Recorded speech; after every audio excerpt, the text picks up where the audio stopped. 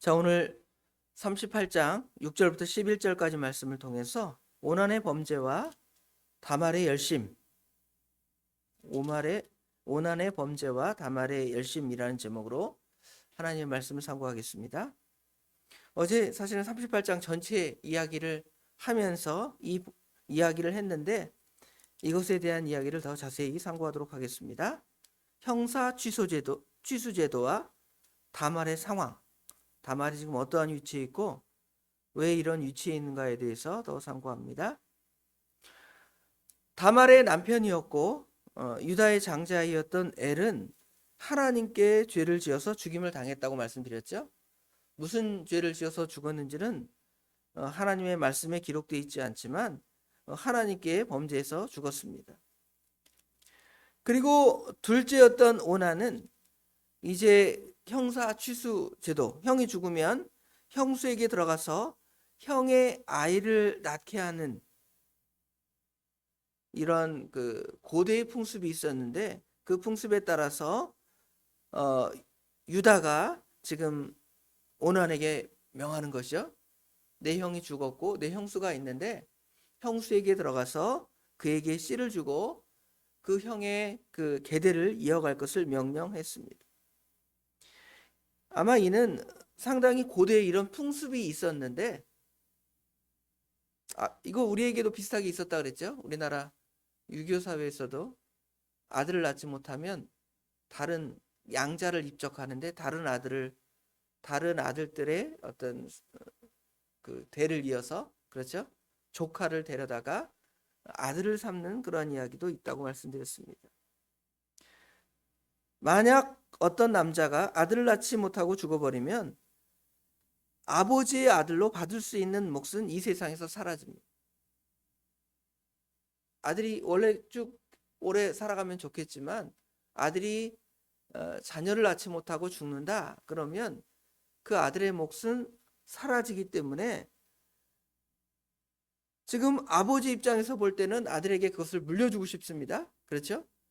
그런데 다른 형제들의 입장에서 볼 때는 어떨까요? 그 형이 죽어서 형의 몫이 이제 나의 몫이 되거나 나의 다른 형제로 몫이 나누어지기 때문에 이거 사실 별로 하고 싶지 않은 그런 생각일지 모르겠습니다.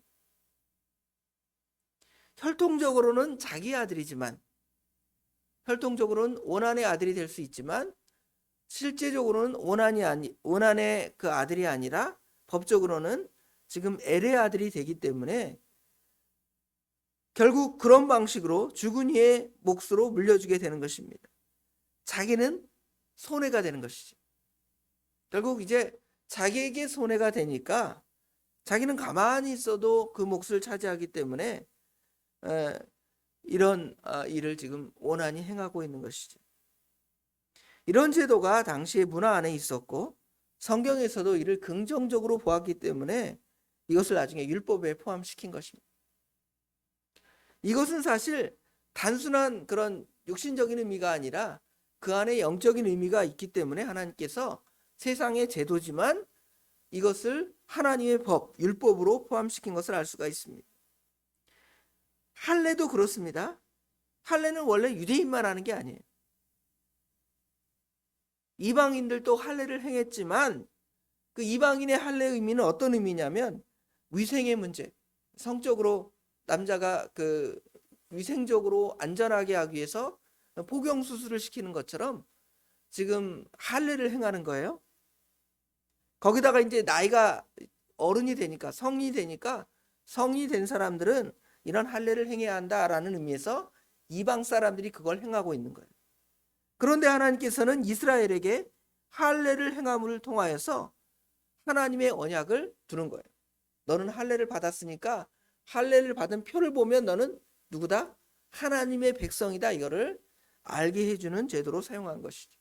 이방의 제도지만 하나님께서 그 제도를 사용하셔서 하나님의 뜻을 더 분명히 나타내신 거죠. 형사취수 제도도 마찬가지입니다. 형이 죽어서 그 형수를 아내로 취해서 자녀를 낳게 하는 것은 단순하게 이방인들에게서는 상속의 문제죠.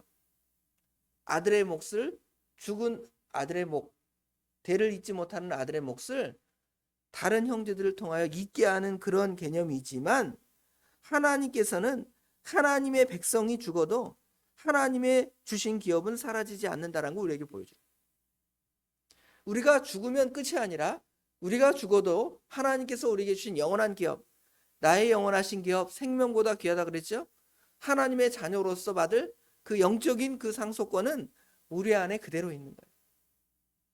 그래서 육신적으로 볼 때 자기가 죽어 없어진다 할지라도 영적인 그 몫의 상속은 우리에게 있고, 우리는 육신의 계대를 상속하는 것뿐만 아니라 영적인 계대, 우리가 육신의 자녀가 없어도 영적인 자녀를 출산해서 영적인 자녀를 통하여 믿음의 계대를 이어가는 거죠. 내가 전도를 통해서 나와 저 사람은 전혀 상관이 없지만 나의 그 영적인 몫을 저 사람 전도를 통하여 저 사람에게 계속 이어가는 거예요. 이게 바로 형사 취수 제도의 의미를 그 안에 담고 있습니다.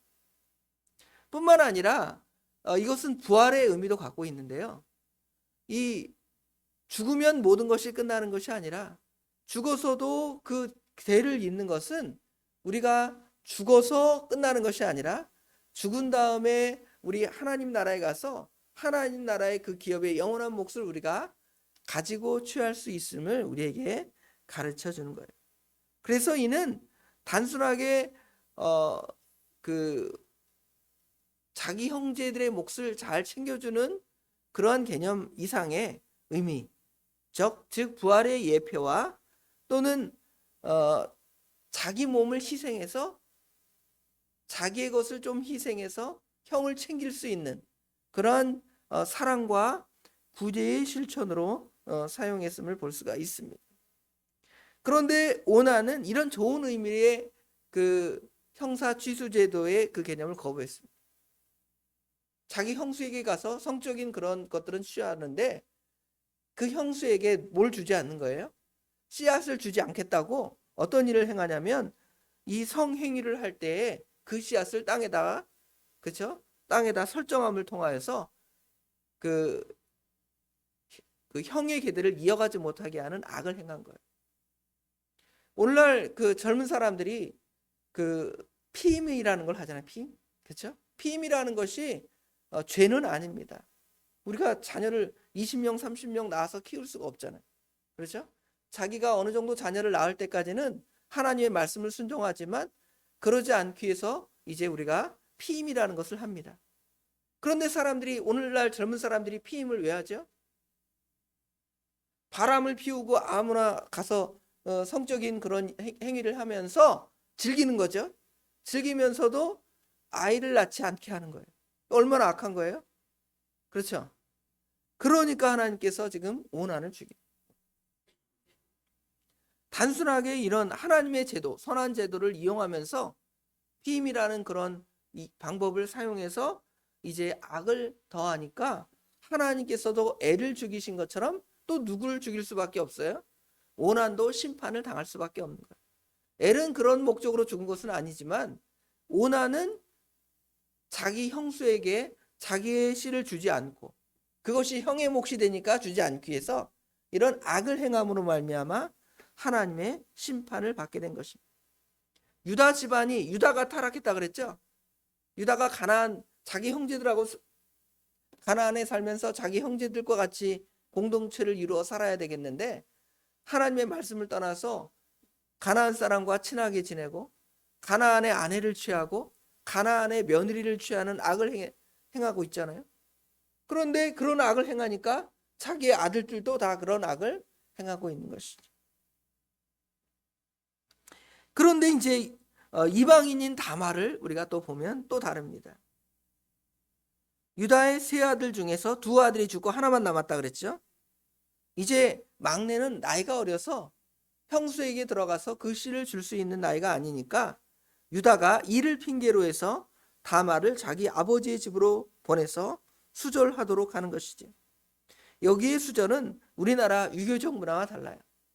유교는 여자가 그 집 귀신이 되었으니까 다른 데 시집 가면 안 된다, 혼자 독신으로 살아야 된다, 이게 유교적인 수절이잖아요. 그렇죠? 그런데 성경은 그것이 아니라 이 다말의 씨를 통하여 결국은 자기 남편의 씨앗은 아니지만 이 그 형제의 가족의 그 씨를 통하여 그 신앙의 계대를 이어가는 것을 볼 수가 있습니다. 유다는 지금 셋째가 어리니까 너를 지금 보낸다, 친정으로 보낸다 그러지만 사실은 어떤 미신적인 생각을 갖고 있냐면 큰아들 죽었죠. 작은 아들도 죽었습니다. 왜 죽었냐면 큰아들 작은 아들이 이 며느리 다말을 들였기 때문에 이런 집안에 아주 믿지 않는 사람들 표현으로 재수가 없어서, 그렇죠? 이 여자 때문에 우리 집안이 망하겠구나 하는 생각에 어떻게 하는 거예요? 막내를 주지 않는 거예요. 막내도 또 죽임을 당할까 봐. 그렇죠? 반면에 다말은 어떻습니까? 다말은 지금 유다와 그 유다의 가문을 보니까 저 가나안 사람들과 뭔가 달라요.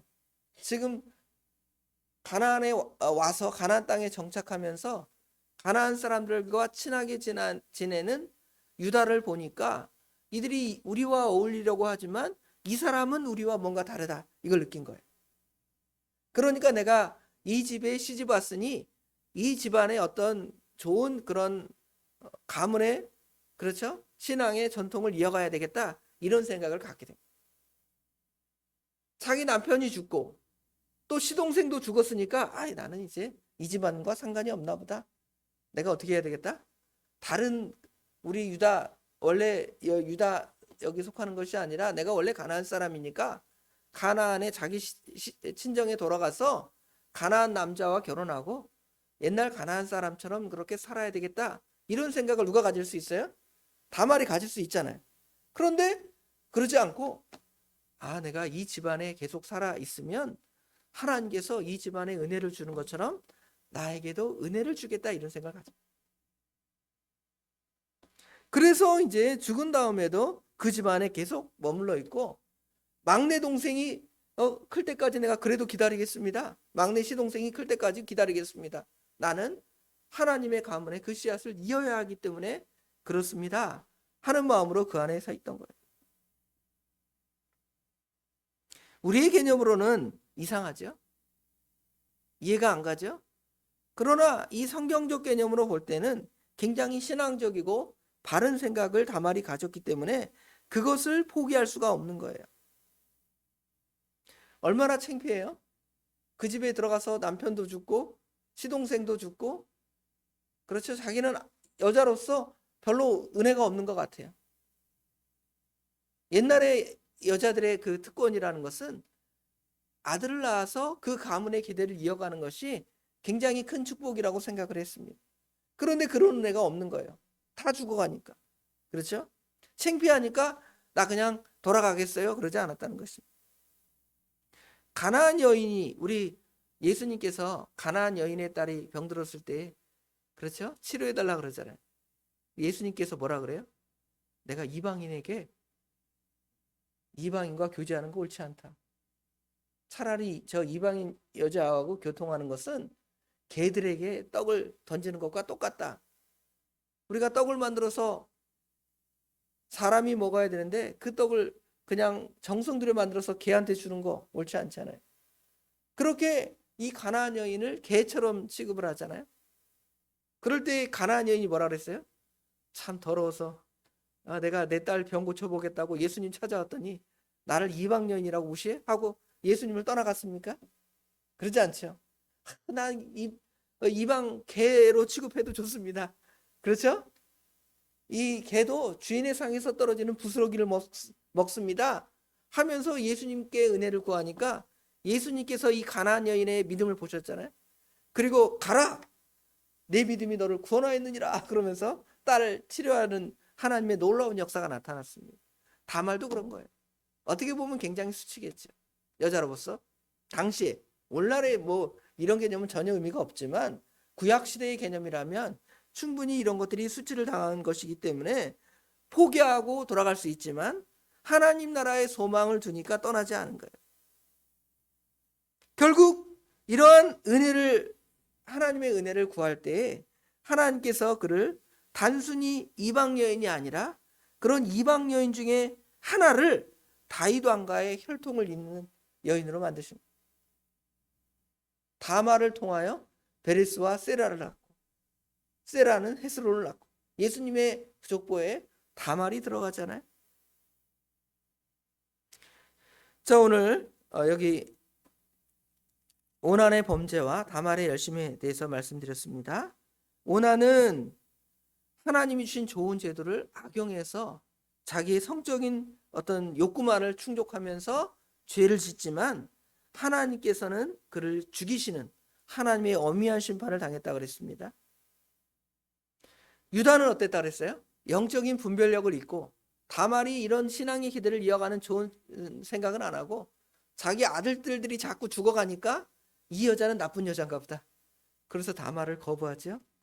그러나 다말은 하나님의 언약, 아브라함과 이삭과 야곱을 통한 그 신앙의 계들을 나도 이어가야 되겠다는 언약에 대한 열망이 있어서 그 집안에 그렇게 구박받고 천대받고, 그렇죠? 그래도 남아있던 거예요. 그러니 나중에 하나님께서 그녀에게 은혜를 베풀어 주신 거 아니에요? 우리도 마찬가지입니다. 타락한 유다 집안의 남자들과 달리, 이 신앙 안에 있다고 바로 생각한다는 바리새인들과 달리, 우리는 이방 여인처럼 멸시받을 수도 있고, 예수님 시대에는 세리와 창기가 있었잖아요. 사람들이 얼마나 무시해요? 그럼 그런 사람들 예수님 따라가겠습니까? 야, 내가 저 유대교도들한테도 멸시당하는데 예수님 따라가도 멸시당할 거 아닌가? 그래서 예수님을 거부하고 예수님을 안 따라갈 수도 있습니다. 그런데 예수님은 참이라는 걸 아니까 예수님을 따라가는 거예요. 사람들이 예수님 따라가니까 예수님을 욕하고 비난하고, 저 세리와 창기들과 같이 밥 먹는 게 예수야, 그렇게 예수님을 비난하지만, 이들은 예수님을 통해 오는 참 진리를 알기 때문에 그 예수님을 믿고 따라가는 거예요. 그러니까 예수님께서 뭐라 그래요? 나는 의인을 구하러 온 것이 아니라 죄인을 불러 오셨다 그랬잖아요. 그러니까 그런 사람들이 먼저 어디에 들어가는 거예요? 하나님 나라의 은혜의 세계에 들어가는 것이고, 바리새인들처럼 나는 거룩한 사람이야, 나는 저런 죄인들하고 상관없어, 그러면서 오히려 그 마음에 악을 행하고 믿음을 떠나가는 거예요. 바리새인들, 서기관들, 유대주의자들. 지금 유다도 그렇잖아요. 자기의 거룩한 혈통을 깨달으면 말씀을 따라 바로 살아가야 되겠는데, 하나님의 말씀을 버리고 죄악된 세상으로 갈 때 하나님의 은혜를 저버리고 믿음을 떠나는 거 아니에요? 그런데 우리는 하나님께서 우리에게 주신 그 언약의 말씀이 얼마나 소중하고 귀한 줄을 알면, 우리는 비록 다말과 같이 멸시를 받는다 할지라도 하나님의 은혜를 갈망하며 소망하며 참된 믿음 안에서 살아가는 저희들이 되길 주님의 이름으로 축원합니다. 기도하겠습니다. 아버지 하나님, 은혜와 사랑을 진심으로 감사합니다. 오늘도 저희를 사랑하셔서 밤에 잠을 잘 자게 하시고 새벽에 단잠을 깨우사 하나님께 나오게 하시며, 말씀을 통하여 유다가 하나님의 말씀을 떠나서 자기 마음대로 살아가고, 그러니 유다의 아들들 역시 범죄하여 하나님의 심판을 받게 됨을 볼 수가 있습니다. 그러나 다말은 비록 그가 출신적으로 하나님의 은혜를 받는 은혜의 족속은 아니었사오나, 유대인들이 개로 취급하고 그들의 종족은 날마다 음행함으로 하나님의 저주와 심판을 받을 그러한 자들이었지만, 그 여자가 하나님의 나라, 하나님의 세계를 바라보니까 내가 유다 집안에 시집을 와서 이 아버지의 집안의 계대를 이어가겠다는 그 신앙의 의지가 견고하게 있었습니다. 그러나 여러 어려움이 있습니다. 남편도 죽고 시동생도 하나님의 징계를 받았습니다. 또 시아버지도 하나님의 뜻은 깨닫지 못하고 여자 하나 때문에 집안이 망하겠구나 하는 그런 미신적인 생각에 하나님의 뜻은 저버리고 믿음을 떠나 여전히 그렇게 나아갑니다. 그럼에도 다말은 하나님의 은혜를 포기할 수 없기 때문에 기다리고 하나님의 선한 뜻을 추구하려다가 성경책에 이상한 여자로 취급을 받지만, 가나안 여인이라고 멸시받는 여인이라고 취급을 받지만 하나님의 언약을 사모함으로 그 하나님의 은혜의 언약에 들어갔던 것처럼 저희들도 예수를 믿을 때 혹시 우리를 하나님의 사람이 아니라고 무시하고 멸시하고 너는 은혜의 대상이 아니라고 할 때 우리가 가지는 참 마음은 우리는 하나님이 주신 그 참 언약을 소망합니다. 하나님의 말씀, 우리를 통하여 이루어 가실 하나님의 선한 뜻을 사모합니다 하면서 나아갈 때 하나님께서 부족한 우리를 통하여 세리와 죄인들을 통하여 복음을 듣게 하시고 하나님의 말씀을 기록하게 하신 것처럼 아버지 하나님, 우리 연약하고 부족한 자를 통하여 하나님의 선하신 일을 행하실 줄을 믿고 믿음에 굳건히 있어서 하나님의 뜻을 순종해 나갈 수 있는 저희들이 되도록 우리 하나님 인도하여 주시옵소서. 장마철이라 비가 오락가락합니다. 아버지 하나님, 저희들의 건강을 지켜주시고 아버지 하나님, 건강한 몸으로 주님의 기뻐하시는 일들을 하나하나 순종해 나가는 하루하루의 삶이 될 수 있도록 우리 하나님 인도하여 주시옵소서. 모든 것 주님께 맡깁니다. 우리 주님께서 복되게 인도하여 주실 줄 믿사오며 예수님의 이름으로 간절히 기도드리옵나이다. 아멘.